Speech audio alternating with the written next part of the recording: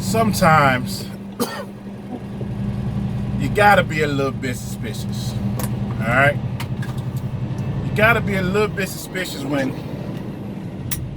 you get a call and they say, "Hey, we need a favor."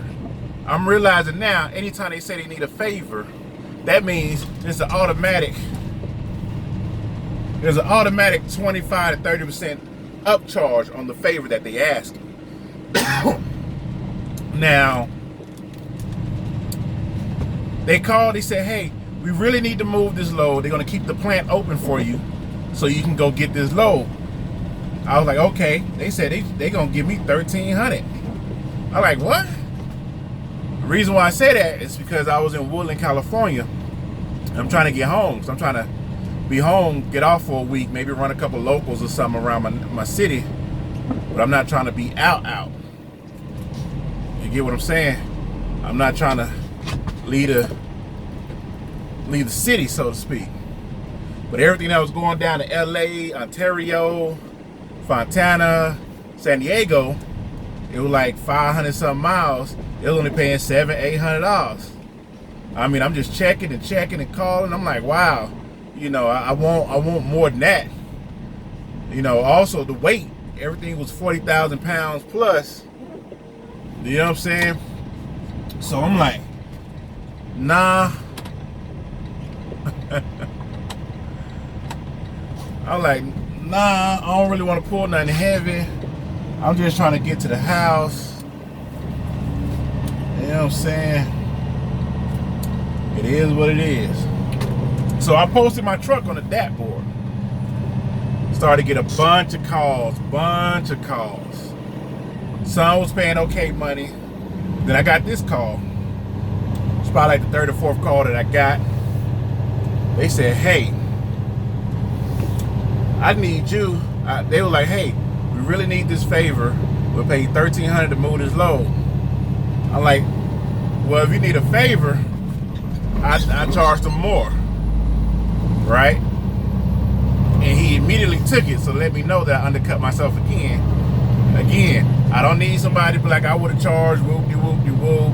This is my learning session. This is my experience that I'm giving you. So I told him, well, I'm going, he gave me the city. I never heard of the city before. And so we talking. I asked him everything but the one thing I needed to ask him. There's always the one thing. Ask him everything but. So at the end of the conversation, we agreed on the amount. And he was like, okay, I'm sending you the Raycon now. He said it's going to be 43,000 pounds. I said, whoa, wait, what? 43,000 pounds. I said, I don't know about that. I've never, since I've been picking my own loads, I've never pulled nothing that was more than 40,000 at the max. Don't have to, didn't want to.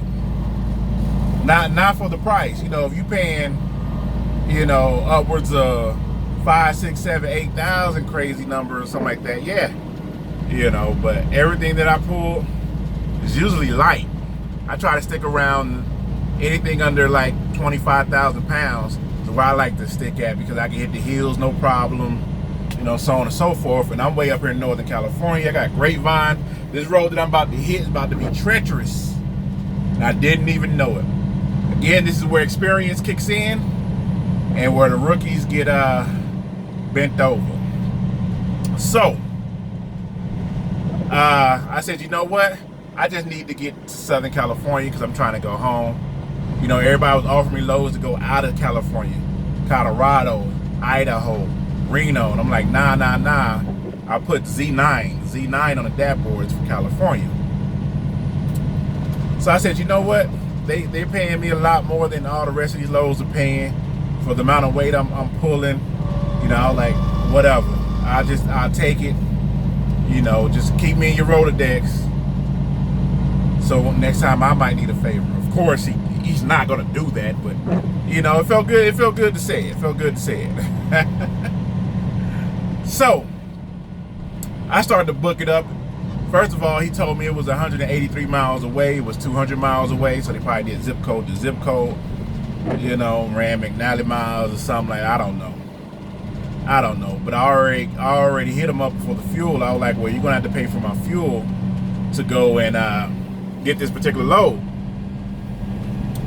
He was like, oh, no problem. How much you want? So give me $300 for the fuel. He was like, all right. He gave me $300.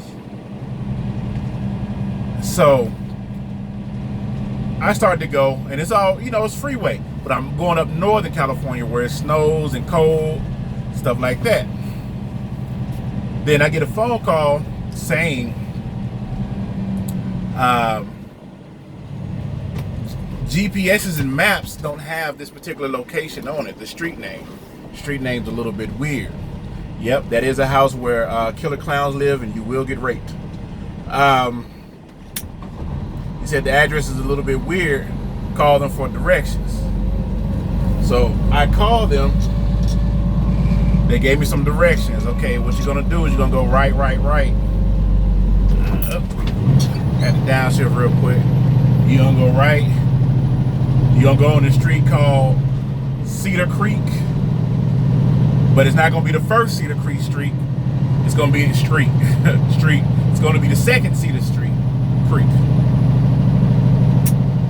I'm like, okay, then you're gonna make 2 rights. It's very important that you make 2 rights.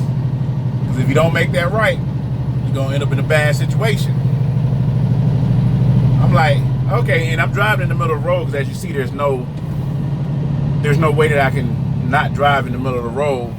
If another truck or whatever comes, I'm going to have to pull over to the side of the road and we're gonna have to inch past each other. This is actually a 2-way street. This is the stuff safety don't know about, you know. Well, why didn't you do this and why didn't you do that? Look at the edges of the road. It's hill. You see that tree? Behind that tree, it's all downhill from there. You know, this is the stuff. I don't understand how you could be a safety person and have never driven a truck. You just know the book. You've never driven the truck. You just read the book.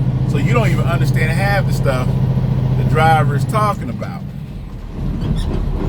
I don't get that. Oh, baby, you can't handle it? You can't handle it? Okay, baby. I hear you talking to me. You ain't gotta gripe. I'll go ahead and keep you down here. We just don't get the RPMs that high because we got to conserve fuel. So I go. And now anybody that's from Northern California, Matty Ice, Redhead, who else? All y'all from Northern California, you might know this particular strip of freeway that I'm about to hit in about 20 minutes.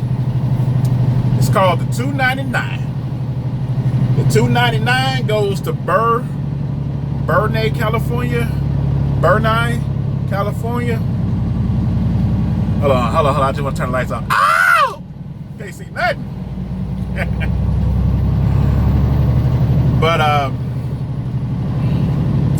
yeah, I hit the 299. I'm like, okay, the first stretch was cool. I'm like, all right, this is, you know, I ain't never been on the 299, which I think I have. It's been a long time. So I hit the 299. I'm like, cool. Next thing I know, it started to go from looking like California to start looking like PA or something. Like I'm in Virginia or Massachusetts. Like there's all kind of trees and green foliage and rivers, and I'm like, yo, what's going on with this? And next thing you know, that's when the shit started to hit the fan. Now keep in mind, I was empty. It was raining. It was pouring down raining. I'm empty. For whatever reason, when I hit the brakes, I guess because it got all kind of water on it, you know, when you hit the brakes, you know, I'm gonna stop it here and do a part 2 because for whatever reason, the setting I got it on, it only does 10 minutes. So I'm gonna stop it here, do part 2. Y'all ain't got nothing to do, so see y'all.